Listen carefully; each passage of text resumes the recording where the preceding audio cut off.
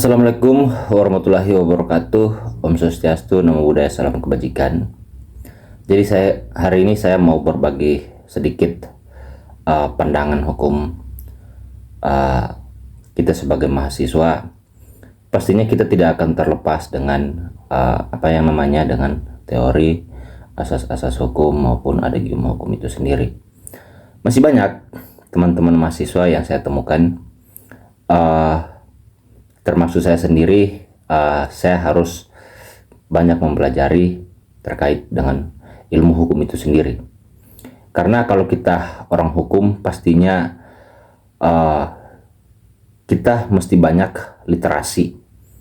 Apalagi teori-teori hukum itu menjadi dasar berpikir kita atau pijak berpikir kita untuk mencari suatu kepastian, untuk mencari suatu kebenaran daripada hukum itu sendiri.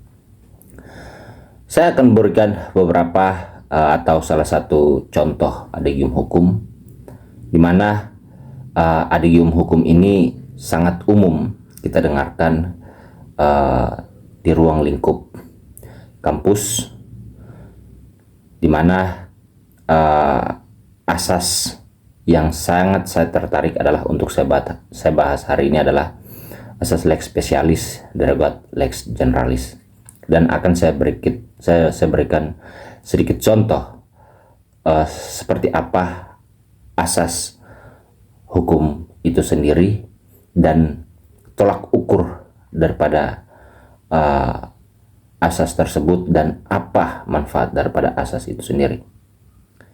Asas lex specialis derogat lex generalis, legi generalis itu mengartikan bahwa hukum yang khusus menyampingkan hukum yang umum.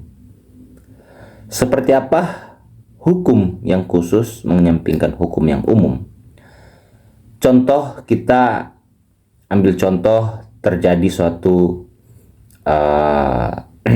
tindakan pelanggaran hukum atau perbuatan melawan hukum, PMH.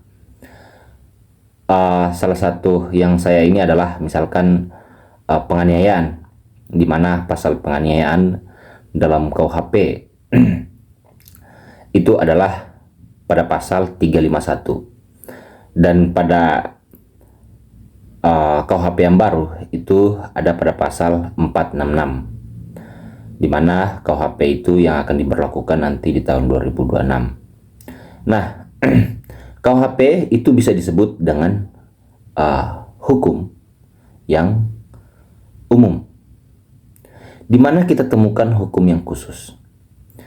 Nah, dalam PMH atau perbuatan melawan hukum tadi yang sudah saya contohkan, misalkan penganiayaan di pasal 351, yang kita temukan dalam penganiayaan itu terjadi penganiayaan terhadap korban, dan korban itu adalah anak. Dan seperti apa tolak ukur daripada luka-luka atau korban yang dialami. Nah, itu kita kesampingkan dulu. Ini kita cari tahu atau kita bahas di mana kekhususan daripada hukum itu sendiri. Kekhususan dalam hukum perbuatan melawan hukum tadi adalah ketika dalam penyidikan terjadi bahwa si korban adalah anak di bawah umur atau masuk dalam kategori masih anak.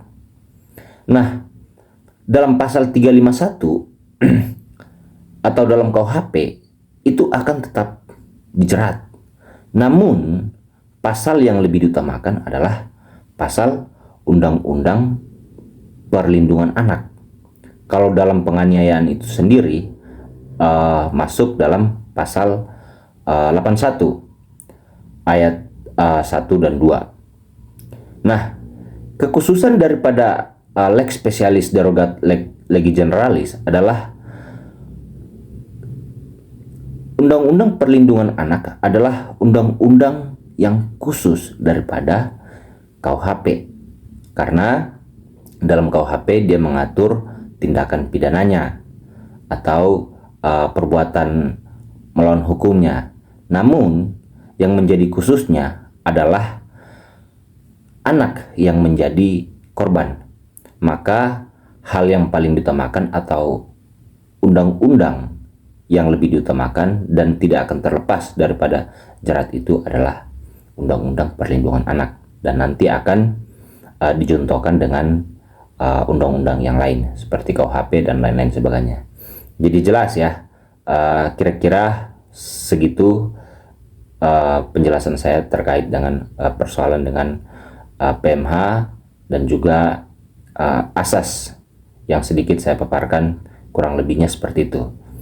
Jadi asas lex specialis derogat legi generalis adalah hukum yang khusus menyampingkan hukum yang umum, seperti yang saya jelaskan dalam contoh yang tadi.